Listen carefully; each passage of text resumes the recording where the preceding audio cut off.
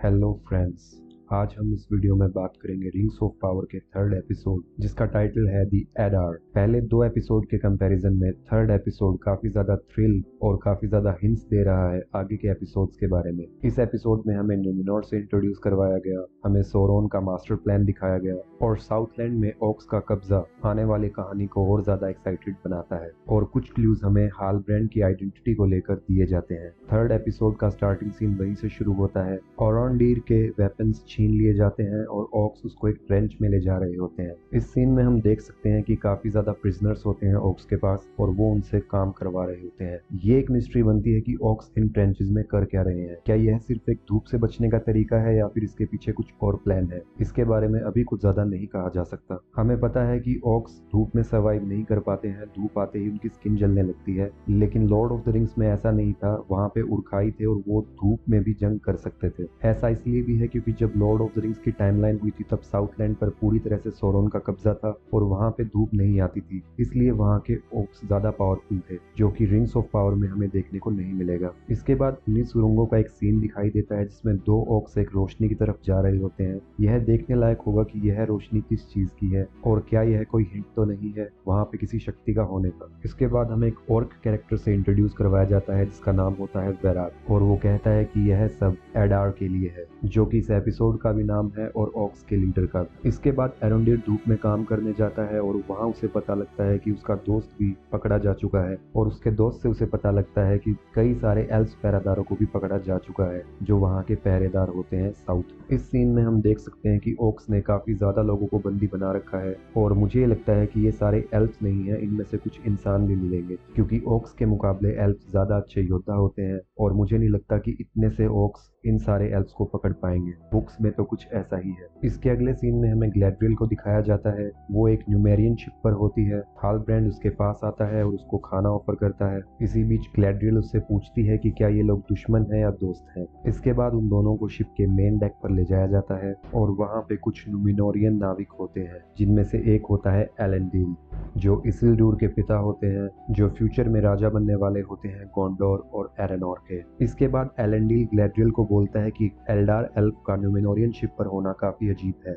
ग्लैड्रियल एलेंडील को कहती है कि वो उनकी सुरक्षा का जिम्मेदार है और उसे उन्हें सुरक्षित किसी तट पर पहुंचाना होगा। लेकिन इसी सीन में हमें ये भी पता चलता है कि एलेंडील अभी तक कोई भी राजा नहीं बना है और वो सिर्फ एक शिप का कैप्टन है। और बुक्स की कहानियों में हमें पता है कि एलेंडील काफी ज्यादा एक डेंजरस पॉलिटिकल सिचुएशन में होता है जिस टाइम पे वो राजा बनता है। इसके बाद एलेंडील ग्लैड्रियल को बोलता है कि जहाँ उनको पहुंचना है वो उस मंजिल के बहुत करीब है। ग्लैड्रियल एलेंडील से बात करते हुए नोटिस करती है कि उसका खंजर एलेंडील के पास है, लेकिन इस वक्त वो एलेंडील को कुछ भी नहीं कहती। इसके बाद शिप एक समुद्री राज्य के गेट पर पहुंचती है जहां पर न्यूमिनोरियन संगीत बज रहा होता है। इसके बाद एक टावर पर हमें एक मशाल जलती हुई दिखाई देती है। ये मशाल शायद इशारा देने के लिए है, जो कि हमें लॉर्ड ऑफ द रिंग्स में भी देखने को मिली थी जब मिनास टिरिथ को लड़ाई के वक्त मदद की जरूरत थी दूसरे राज्यों से। इसके बाद जैसे जैसे शिप आगे बढ़ती है हमें पत्थर के बहुत सारे फेसेस देखने को मिलते हैं जिन्हें तराश कर बनाया गया है पहाड़ों से। और इसके बाद एक जबरदस्त सीन देखने को मिलता है जिसमें एक बहुत बड़े स्टैचू के हाथ से एक झरना बह रहा होता है। ये स्टैचू डेफिनेटली उल्मो का है, जो कि जल का देवता माना जाता है वेलार्स में। न्यूमिनोरियंस उल्मो को काफी ज्यादा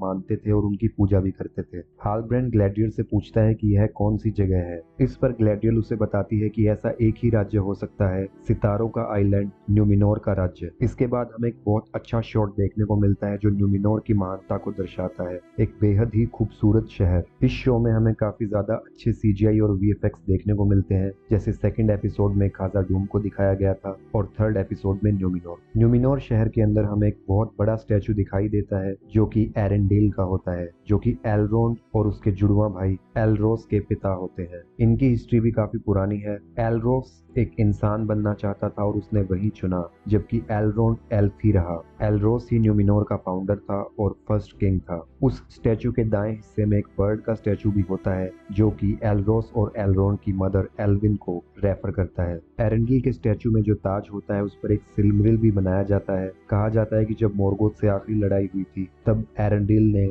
यह सिलमरिल उससे छीन लिया था और उसने उस सिलमरिल को एक सितारा बना दिया था, जो कि इस सीरीज में हमें आगे देखने को भी मिलेगा। इसी सितारे की लाइट का रेफरेंस हमें लॉर्ड ऑफ द रिंग्स में भी देखने को मिलता है जब ग्लैड्रियल सितारे की रोशनी फ्रोडो और सैम को देती है। न्यूमिनोर शहर के शॉट में हमें माउंटेन ऑफ मेलनथार्मा भी देखने को मिलती है, जो कि सिर्फ अकेली पहाड़ी होती है पूरे न्यूमिनोर। और इस सीरीज में आगे यह एक इम्पोर्टेंट लोकेशन भी होने वाली है। एरंडेल के स्टैचू को आर्गनोथ के स्टैचू भी कहा जाता है। इनका रेफरेंस भी हमें लॉर्ड ऑफ द रिंग्स में देखने को मिलता है, जब पहली फिल्म फेलोशिप में एरागोन और फ्रोडो नाव में जा रहे होते हैं और एरागोन इनका जिक्र करता है। ये शॉट एरमिलिस का होता है, जो कि न्यूमिनोर की राजधानी होती है। इस राजधानी का भी ऐसा ही आर्किटेक्चर होता है जैसे मिनास तिरथ का होता है द रिटर्न ऑफ किंग में। इसके बाद वो लोग शिप से उतरते हैं और एलेंडील जैसे जैसे उनको लेकर आगे बढ़ रहा था, लोगों में ये बात फैलने लगी थी कि एक एल्फ उनके शहर में आई है। बाद ही हमें पता भी लगने वाला था कि ये एक बड़ा इशू क्यों है। हालब्रेंड ग्लैडियल से पूछता है कि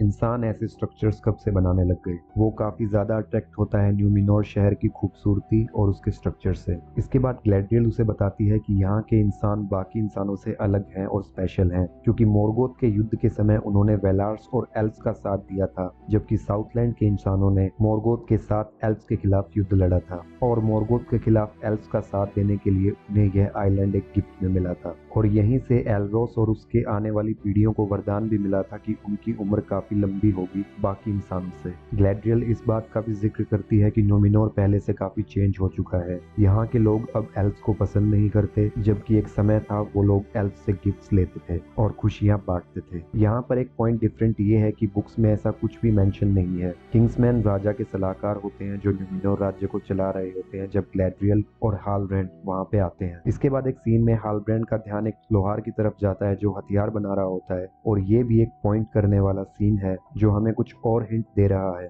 कि हालब्रेंड आगे चलकर एक इविल कैरेक्टर हो सकता है। इस एपिसोड में एक और चीज नोटिस करने वाली है कि इसके स्ट्रक्चर्स का डिजाइन काफी ज्यादा सिमिलर है लॉर्ड ऑफ द रिंग्स से, और इसकी रॉयल बिल्डिंग वाले सीन में हमें ट्री ऑफ निम्लॉथ देखने को मिलता है। यह पेड़ हमें गोंडोर राज्य के मिनास तिरिथ शहर की राजधानी में भी दिखाया जाता है। इसके बाद एलेंडील ग्लैडियल और हालब्रेंड के साथ क्वीन चैम्बर में पहुंचता है। वह गार्ड उनको बोलता है कि फालतू कामों के लिए चांसलर के पास टाइम नहीं है, लेकिन जैसे ही वो ग्लैडियल के कान देखता है वह समझ जाता है कि एक एल्फ न्यूमिनोर में आ चुकी है, और वह इसकी खबर चांसलर को देता है। यहाँ पर हमें एक और कैरेक्टर से इंट्रोड्यूस करवाया जाता है, मिरेल, जो कि ग्लैडियल को सिर्फ एक एल्फ कहकर बुलाती है, और वह ग्लैडियल से पूछती है कि ग्लैडियल न्यूमिनोर में क्या कर रही। इसके बाद हालब्रेंड से पूछा जाता है उसके बारे में, और हालब्रेंड काफी ऑकवर्ड होता है खुद का इंट्रोडक्शन देने में, क्योंकि वह एक सिंपल इंसान होता है। इसी सीन में एक और चीज होती है नोटिस करने लायक, जब ग्लैडियल अपना इंट्रोडक्शन दे रही होती है और वह अपने किंग गिल गैलेट का नाम लेती है, वह काफी रिस्पेक्टफुली गिल गैलेट के बारे में बताती है, जिससे हमें ये देखने को मिलता है कि उसके रिश्ते गिल गैलेट से इतने भी खराब नहीं जैसा हमें फर्स्ट एपिसोड में लग रहा था। यह सीन दिखाता है कि ग्लैडियल अपने एल्व्स पर काफी ज्यादा प्राउड फील करती है और वह ऑनर के साथ अपना इंट्रोडक्शन दे रही होती है। इसके बाद ग्लैडियल उनसे एक शिप के लिए रिक्वेस्ट करती है ताकि वह अपने होमलैंड पर वापस जा सके, लेकिन इस पर फाराजोन बोलता है कि सदियां बीत चुकी हैं जब कोई न्यूमिनोरियन शिप मिडिल अर्थ की तरफ गई थी, खासकर उनका एल्फ से कोई कांटेक्ट नहीं रहा पिछले कुछ सदियों में। इसके बाद ग्लैडियल उनको याद दिलाती है कि एल्फ्स ने उन्हें कितने सारे गिफ्ट्स दिए थे, लेकिन मिरियल उसकी बात को काट कर बोलती है कि वो कोई गिफ्ट नहीं थे, उनके लोगों ने एल्फ्स के लिए खून बहाया था और लड़ाई में उनका साथ दिया था, वो उनकी बहादुरी थी। यहाँ पर सिचुएशन काफी ज्यादा टेंस हो जाती है और हमें दिख रहा है कि दोनों ही साइड अपने प्राइड और अपने एरोगेंस को लेकर काफी ज्यादा आगे बढ़े। इसके बाद ग्लैडियल बोलती है कि वह वहां से जरूर जाएगी, चाहे वो लोग कितनी भी कोशिश कर लें उसे रोकने की। यहाँ पर मैरियल और ग्लैडियल के बीच सिचुएशन काफी ज्यादा खराब हो जाती है, लेकिन हालब्रेंड बीच में आ जाता है और बोलता है कि वो न्यूमिनोर में सिर्फ 3 दिन रहेंगे और उसके बाद वहां से चले जाएंगे। ग्लैडियल यहाँ पे कहती है कि वो कैदी बनकर नहीं रहेगी। इस पर फाराजोन कहता है कि वह कैदी नहीं है, न्यूमिनोर एल्फ्स को कभी कैदी नहीं बनाएंगे। ग्लैडियल उनकी गेस्ट है, लेकिन उसके साथ हमेशा गार्ड्स रहेंगे। इसके बाद हालब्रेंड एलेंडील को एक फेक हक देता है ताकि वह खंजर चुरा सके जो कि ग्लैडियल से उसने ले लिया था। अभी तक के कई सीन्स में नोटिस हुआ है कि ग्लैडियल और हालब्रेंड एक दूसरे के काफी करीब आ रहे हैं, लेकिन मैं मेरे पॉइंट ऑफ व्यू की बात करूं तो मुझे यह एक लव स्टोरी नहीं लग रही। मुझे यह रिश्ता ऐसे ही बनता नजर आ रहा है जैसा कि एल्रोन और ग्लैडियल के बीच में है, सिर्फ एक दोस्ती का। इसके बाद हालब्रेंड बोलता है कि न्यूमिनोर एक अपॉर्चुनिटी का पैराडाइज है, स्वर्ग है, यहाँ पर काफी ज्यादा अपॉर्चुनिटी। उसकी बातों से लग रहा है कि वह यहाँ पर एक फ्रेश स्टार्ट करना चाहता है अपनी जिंदगी का और पास्ट का सब कुछ भुलाना चाहता है। ऐसा भी हो सकता है कि उसके कुछ इविल प्लान्स हो इस आइलैंड को को लेकर और वह कुछ बहुत ज्यादा बड़ा प्लान कर रहा। इस बात का पता तो हमें आने वाले एपिसोड में ही लगेगा। हालब्रेंड की बातों से ऐसा लग रहा है कि उसका पास्ट काफी ज्यादा बुरा रहा है। इसके अगले सीन में मेरियल और फेराजोन बात कर रहे होते हैं ग्लैडविल के बारे में। ऐसा लग रहा है कि उन्हें कोई भविष्यवाणी का पता था जो ग्लैडविल के आने पर हुई थी और इसके बाद कुछ बड़ा होने वाला था। वो दोनों उसी बारे में बात कर रहे होते हैं। यह कुछ ऐसा ही होता है जब गैंडोल्फ एरागोन को बता रहा होता है कि मैरी और पिपिन का उस जंगल में जाना कोई इत्तेफाक नहीं था बल्कि यह एक प्लान का हिस्सा था। सीरीज में तो ऐसा कुछ नहीं लग रहा कि मेरियल और फेराजोन का कुछ लव अफेयर है, लेकिन टॉलकिन की राइटिंग्स में हमें पता लगता है कि फेराजोन और मेरियल एक दूसरे से शादी करना चाहते थे जबकि वो कजन्स होते। इसके बाद वो एलेंडील के बारे में बात करते हैं क्योंकि वही एल्फ को वहां पे लेके आया था और वो बोलते हैं कि उसने काफी कुछ अचीव किया है नूमिनोर में और वो उसके बेटे के बारे में भी बात करते हैं। इसके बाद वो लोग एलेंडील को कैप्टन बना देते हैं ताकि वह ग्लैडविल पर नजर रख सके। इसके बाद हम एक न्यूमिनोरियन शिप को देखते हैं समुद्र में और हमें इंट्रोड्यूस करवाया जाता है यंग इसिल्ड्यूर से। इसिल्ड्यूर एलेंडील का बेटा होता है और आगे इस सीरीज में उसका कैरेक्टर बहुत ज्यादा इंपॉर्टेंट होने वाला है। इसिल्डोर उस शिप पर एज ए कैडेट काम कर रहा होता है और काम करते वक्त उसके कानों में एक आवाज आती है जिसे वह महसूस कर सकता है। वो आवाज मोस्ट प्रोबेबली न्यूमिनोर के वेस्ट से आई थी जहां पर उसका घर है और यह आवाज भी हमें एक मिस्ट्री का क्लू दे रही। इसके बाद वो लोग शिप्स को एक किनारे पर उतार देते हैं और यहाँ पर हमें न्यूमिनोरियंस का मंत्रा देखने को मिलता है, the sea is always right, यानी कि समुद्र हमेशा सही होता है। यहीं पर हमें एक ईस्टर एग भी देखने को मिलता है। जब औरत की आवाज इसिल्डूर के कानों में गूंज रही होती है तब एक हादसा होने से बच जाता है और जो लड़का इसिल्डूर की जान बचाता है वह बच्चा इमराहिल होता है। बुक्स में इमराहिल बोरोमीर और फेरोमीर के अंकल होते हैं जो एज ए प्रिंस डोल एमरत में वार ऑफ रिंग की लड़ाई लड़ते हैं। सीरीज वाला इमराहिल अलग। और अगले सीन में हमें एक और ओरिजिनल कैरेक्टर एआरएन से इंट्रोड्यूस करवाया जाता है जो कि एलेंडील की बेटी होती है और इसिल्डूर की बहन होती है। अगले सीन में थ्रोन रूम में मैरियल और एलेंडील बात कर रहे होते हैं और मेरियल बताती है कि जब भी सफेद पेड़ के पत्ते झड़ते हैं वह एक शुभ शगुन नहीं होता। इससे शायद हमें यह हिंट मिल रहा है कि न्यूमिनोर में ब्लैक डेज की शुरुआत हो चुकी है। आने वाले दिनों में न्यूमिनोर राज्य पर मैं एक अलग वीडियो बनाऊंगा, लेकिन अभी कहानी को आगे बढ़ाते हैं। इसके बाद मेरियल एलेंडील से उसके नाम का मतलब पूछती है।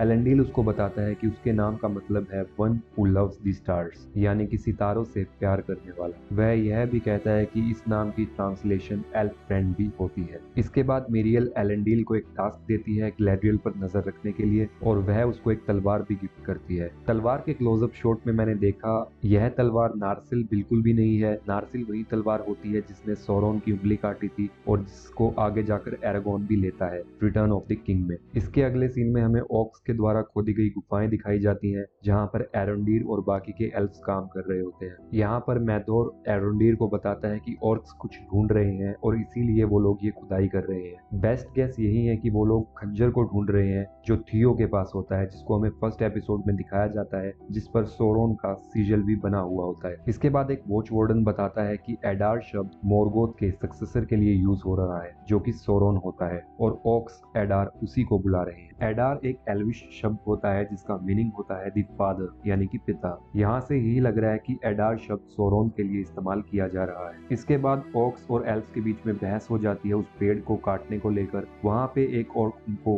पानी ऑफर करता है। जब वो एक एक करके पानी पी रहे होते हैं तो वो ऑर्क एकदम से मैथोर का गला काट देता है। एरोंडीर उसको देखता है लेकिन मैथोर दम तोड़ देता है। इसके बाद एरोंडीर बोलता है कि वह उस पेड़ को काट देगा और वह एल्विश में उस पेड़ से माफी मांगता है। यहाँ पे हमें एक सीन में देखने को मिलता है कि ऑर्क्स ने उस पूरे इलाके को तबाह कर दिया है और हर तरफ पेड़ कटे हुए हैं और उन गुफाओं में कई जगह पर धुआं भी उगता दिखाई दे रहा है। एरोंडीर का पेड़ों से माफी मांगना हमें ये दिखाता है कि सारे एल्फ नेचर और ब्यूटी को काफी ज्यादा अप्रिशिएट करते हैं और वो इसके साथ खिलवाड़ नहीं करना चाहते। इसके बाद न्यूमिनोर में दिखाया जाता है कि ग्लैडविल ने एलेंडील को चकमा दे दिया है और वह तट की तरफ जाती है जहाज चुराने के लिए, लेकिन एलेंडील उसको आगे खड़ा दिखाई देता है और वह ग्लैडविल से कहता है कि भागना बेवकूफी होगी। लेकिन ग्लैडविल अपना खंजर निकालती है और एलेंडील की तरफ तानती है और ग्लैडविल उसको कहती है कि यहाँ से जाना उसके लिए अच्छा होगा। इसके बाद एलेंडील एल्विश बोलता है और ग्लैडविल हैरान हो जाती है कि उसने यह भाषा कहाँ से सीखी जबकि वह एक इंसान है।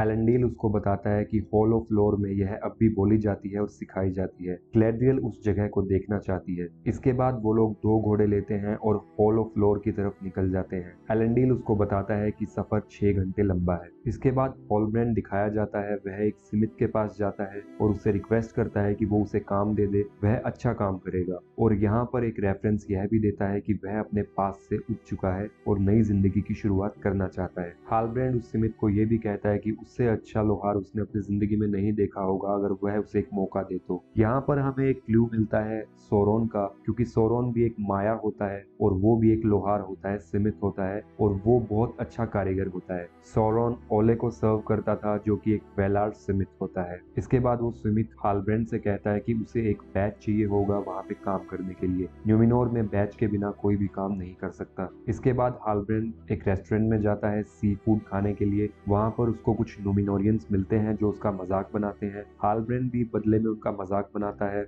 जब वहां पे सिचुएशन खराब होने लगती है तो हालब्रेंड उनको अपनी तरफ से ड्रिंक्स ऑफर करता है और वो लोग खुश हो जाते हैं। इसके बाद हमें दिखाई देता है कि हालब्रेंड एक न्यूमिनोरियन का बैच चुरा लेता है और वो वहां से जाने लगता है। लेकिन इस बात का उन न्यूमिनोरियंस को पता लग जाता है और वो हालब्रेंड को एक जगह पर पकड़ लेते हैं। हालब्रेंड उनसे कहता है कि वो लड़ाई नहीं करना चाहता, लेकिन वो उसको एक गुस्सा मारते हैं और हालब्रेंड उन सब की धुलाई कर देता है। इन्हीं सीन्स में हमें दिखाया जाता है कि न्यूमिनोरियंस हालब्रेंड को एक लो मैन की तरह ट्रीट करते हैं और वो खुद को बाकी इंसानों से ऊपर मानते हैं। इसके बाद ग्लैड्रियल और एलेंडील हॉल ऑफ फ्लोर में पहुंच जाते हैं और ग्लैड्रियल वहां पे सोरोन का निशान बनाती है और वो उन एल्फ्स को उसको सर्च करने के लिए बोलती है। इसके बाद वहां का एल्फ कीपर एक दस्तावेज लेके आता है जो कि एक जासूस का होता है, जो कि किसी वॉर के टाइम पे उसने चुराया था। उसमें मोरगोथ के सक्सेसर के बारे में इंफॉर्मेशन मिलती है। उसमें साउथलैंड का एक मैप मिलता है और तब ग्लैड्रियल को पता चलता है कि यह कोई सीजल या निशान नहीं है, बल्कि यह साउथलैंड की माउंटेन्स का मैप है जिसे सोरोन अपने निशान की तरह इस्तेमाल कर रहा है। यह कोई सोची समझी प्लानिंग है और ग्लैड्रियल को सब समझ में आ जाता है कि सोरोन ही मोरगोथ का सक्सेसर है और जल्द ही वो कुछ बड़ा करने वाला है। इन्हीं सीनों में हमें एक सीन मिलता है जहाँ पे ग्लैड्रियल और एलेंडील एक पेंटिंग देख रहे होते हैं जिसमें एलरोस और एलरोन दोनों बिछड़ रहे होते हैं। एलरोस जो एक इंसान बन चुका था और एलरोन जो एक एल्फ रहकर एल्फलैंड चला गया था। इसी पेंटिंग में हमें एक चमकती हुई एरेंडिल की शिप भी दिखाई जाती है जो कि उस स्टार को क्रिएट करने जा रही होती है। ये पेंटिंग न्यूमिनोरियंस की हिस्ट्री को काफी अच्छे से एक्सप्लेन कर रही है। एलेंडील ग्लैड्रियल को बताता है कि किंग को नजरबंद कर रखा है एक टावर में क्योंकि वो एल्फ के लिए लॉयल है जो कि किंगशिप के लोग नहीं चाहते और उसे अपने राज्य से निकाल दिया गया है। इसके अगले सीन में आधे एपिसोड के बाद हमें हाफवुड्स को दिखाया जाता है। वो लोग कोई फेस्टिवल मना रहे हैं जिसमें वो बोल रहे हैं कि कारवा पीछे ना छूट जाए और इसी सीन में हमें नोरी दिखाई जाती है जो कि वो बुक चुराने वाली थी जो सूडोक यूज कर रहा होता है स्टार्स की इंफॉर्मेशन के लिए। नोरी को लगता है कि इस बुक के थ्रू स्ट्रेंजर मैन अपना रास्ता ढूंढ सकता है और वो समझ पाएगा कि उसे कहाँ जाना है। और इसी सीन के बीच में लार्गो और मैरीगोल्ड बात करते दिखाई दे रहे हैं। उसे यह डर है कि कल कारवां में वो कहीं बिछड़ ना जाए क्योंकि हाफवुड्स जो पीछे रह जाता है उसको छोड़ देते हैं और खुद आके निकल लेते हैं। यह उनका एक रिवाज है। इस पर मैरीगोल्ड चिंता करती हुई दिख रही है लेकिन लार्गो उसको बोलता है कि वो लोग सबसे आगे रहेंगे लाइन में ताकि वो लोग बिछड़ ना जाए। नोरी सुडेक से वो बुक चुराने का प्लान बनाती है लेकिन पॉपी इस पर उसको एग्री नहीं करती है क्योंकि पॉपी को डर है कि अगर सुडेक को पता लग गया तो वो उन लोगों को सजा देगा। लेकिन नोरी उसकी बात नहीं मानती है और वो उस बुक्स में से कुछ पेजेस चुरा लाती है। जब वो लोग बिछड़े हुए हाफवुड्स को श्रद्धांजलि दे रहे होते हैं तो स्ट्रेंजर मैन उस नक्शे को देख रहा होता है और एकदम से उस नक्शे में आग लग जाती है जिससे स्ट्रेंजर डर जाता है और उसको फेंक देता है। यह आग फैल जाती है और स्ट्रेंजर मैन भागता है और वो उन लोगों के बीच में जाकर गिर जाता है, जिसके बाद सभी हाफवुड्स को स्ट्रेंजर मैन का पता लग जाता है। वो लोग इसके लिए नोरी को ब्लेम करते हैं और वो बोलते हैं कि उसने गलत किया, लेकिन सुडेक नोरी की साइड लेता है और बोलता है वो अभी बच्ची है तो वह उसे सजा नहीं दे पाएगा। इसके बाद न्यूमिनोर का सीन दिखाया जाता है। वहाँ पे कोई ड्रामा चल रहा है कठपुतलियों के साथ। उनमें से एक कठपुतली ग्लैड्रियल के जैसी लग रही थी और दूसरी मोरगोथ की। लग रहा था कि इस ड्रामे में ग्लैड्रियल और मोरगोथ की लड़ाई हो रही है और लोग उसको काफी इंजॉय भी कर रहे होते हैं। यहाँ पर एलेंडील, इसिल्ड्यूर और उसकी बेटी बैठे हुए होते हैं। इसिल्ड्यूर और एलेंडील की ग्लैड्रियल के बारे में बातें हो रही होती है लेकिन तभी एलेंडील उससे उसके सी ट्रायल ट्रायल के बारे में पूछता है। इसिल्डूर बोलता है कि वो इस साल सी ट्रायल्स नहीं देगा, वो अगले साल ट्राई करेगा। इसिल्डूर और एनारियन साउथ में जाना चाहते हैं जहाँ पर वो लोग पैदा हुए थे, लेकिन एलेंडील बोलता है कि साउथ में अब कुछ भी नहीं बचा। यहाँ पर हमें ये हिंट मिल रहा है कि एलेंडील की वाइफ मर चुकी है और वो अपने बच्चों के साथ न्यूमिनोर में शिफ्ट हो गया था। वो पास्ट को भुलाना चाहता है और एलेंडील के दिमाग में हमेशा ये चलता रहता है कि वह कैसे न्यूमिनोर की पॉलिटिकल सिचुएशन से अपनी फैमिली को बचाएगा, क्योंकि न्यूमिनोर में उस समय पॉलिटिकल सिचुएशन बहुत ज्यादा खराब होती है। इसके अगले सीन में हमें दिखाया जाता है कि एआरियन, जो कि इसिल्डूर की बहन होती है, वो बिल्डर्स गिल्ड में सिलेक्ट हो जाती है। वो वहां पर एक आर्किटेक्ट का काम करेगी। इसके बाद गैलेड्रियल उस जेल में विजिट करती है जहां पर हालब्रेंड बंद होता है। गैलेड्रियल हालब्रेंड के लॉकेट का नक्शा लेकर आती है और उसे दिखाती है, जो उसे हॉल ऑफ लोर में मिलता है। हालब्रेंड गैलेड्रियल को बोलता है कि वो निशान उसने चुराया था, लेकिन गैलेड्रियल इस पर विश्वास नहीं करती और वो कहती है कि वो सिजल उसके पूर्वजों का है, जिन्होंने साउथलैंड के सारे इंसानों को एक किया था। इस पर हालब्रेंड बोलता है कि उसके एंसिस्टर्स ने, यानी कि पूर्वजों ने, मोरगोथ के लिए लड़ाई लड़ने की कसम खाई थी और वो अपोजिट है। यहाँ पर गैलेड्रियल बोलती है कि वो युद्ध उसकी फैमिली ने शुरू किया था, लेकिन हम सबको पता है कि उन सब लोगों ने युद्ध शुरू किया क्योंकि मोरगोथ ने उनसे 3 सिलमेंट्स छीन लिए थे। अगर आपको बैक स्टोरी जाननी है तो मैंने 2 वीडियोस अपलोड कर रखे हैं मोरगोथ के बारे में। उसमें काफी कुछ ज्यादा स्टोरी कवर की गई है पास्ट के बारे में, जो कि आपको रिंग्स ऑफ पावर की करंट स्टोरी समझने में भी मदद करेगी। ज्यादा डिटेल्स के लिए आप वो वीडियोस भी देख सकते हैं।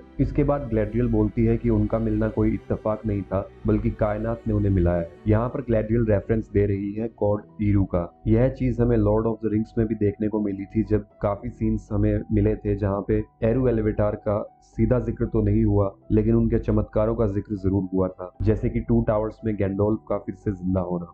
और थ्योरीज के अकॉर्डिंग गोलम भी जब फ्रोडो से उसकी अंगूठी छीन लेता है रिटर्न ऑफ किंग की एंडिंग में, तो eru ने ही उसका पैर स्लिप करवाया था, जिससे वो लावा में गिर गया और रिंग तबाह हो गई थी। अगर हम अगले सीन की बात करें तो गैलेड्रियल हमें काफी डेस्परेट दिखाई देती है सोरोन को ढूंढने के लिए। वो इसके लिए हालब्रेंड से मदद चाहती है क्योंकि उसको साउथलैंड की एक अच्छी नॉलेज है। गैलेड्रियल सोरोन को इसलिए भी मारना चाहती है क्योंकि सोरोन ने उसके भाई फिनरोड को मार दिया था और उस पर गैलेड्रियल ने कसम खाई थी कि वो सोरोन को ढूंढेगी और उसको खत्म करेगी। इसी बीच एक सीन में हमें उनिवियन का स्टैचू भी दिखता है, जो वेलार होता है और उल्मो से एसोसिएटेड होता है। एपिसोड खत्म होते होते हेलब्रेंड के बारे में काफी थ्योरीज बन चुकी हैं। क्या हेलब्रेंड ही सोरोन है या फिर वो आने वाला विच किंग है? मेरे हिसाब से मोस्ट प्रोबेबली हेलब्रेंड विच किंग है, लेकिन कुछ मोमेंट यह भी हिंट देती है कि हेलब्रेंड ही सोरोन है। कहीं कहीं पर हेलब्रेंड का कैरेक्टर मुझे एरागोन के जैसा लग रहा है। मुझे लगता है कि वो आगे जाकर जरूर कोशिश करेगा अपने लोगों को यूनाइट करने की, लेकिन मुझे ऐसा भी लगता है कि वो फेल हो जाएगा।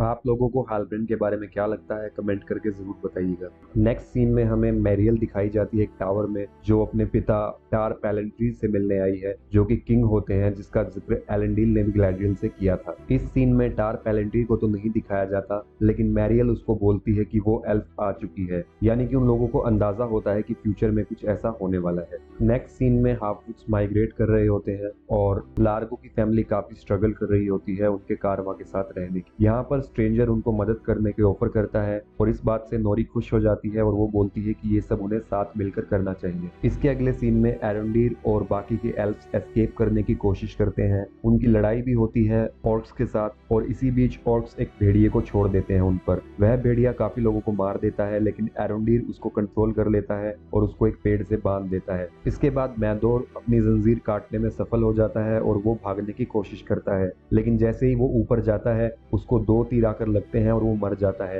एरंडीर यह देख लेता है और वो भागने की कोशिश नहीं करता और ऑक्स उसको उस डंजन में फिर से खींच लेते हैं। एक ऑक्स उसको मारने वाला होता है, लेकिन दूसरा उसको रोक देता है और बोलता है कि उसे एडार के पास ले चलो। इसके बाद हमें दिखाया जाता है एक ब्लर सीन जिसमें एडार आ रहा होता है और यहीं पर यह एपिसोड खत्म हो जाता है। मैं आप लोगों से जरूर जानना चाहूंगा कि आपको एपिसोड 3 कैसा लगा और आपको कौन सा कैरेक्टर सबसे अच्छा लगा। मैं पर्सनली मानता हूं कि एलेंडील का कैरेक्टर अभी तक सबसे बेस्ट जा रहा है। इस एपिसोड में ऑक्स और न्यूमिनोरियंस की ड्रेसिंग और स्टाइल को भी काफी ज्यादा अच्छे से दिखाया गया है, जो कि उनके बारे में काफी चीजें एक्सप्लेन कर रही हैं, क्योंकि पहले की मूवीज और बुक्स में न्यूमिनोर का इतना ज्यादा जिक्र नहीं है। आज की वीडियो यहीं पर खत्म करते हैं। Thanks for watching. अगर आपको मेरा चैनल और मेरा कंटेंट अच्छा लगा तो please like, share and subscribe my channel. Thank you. Have a nice day.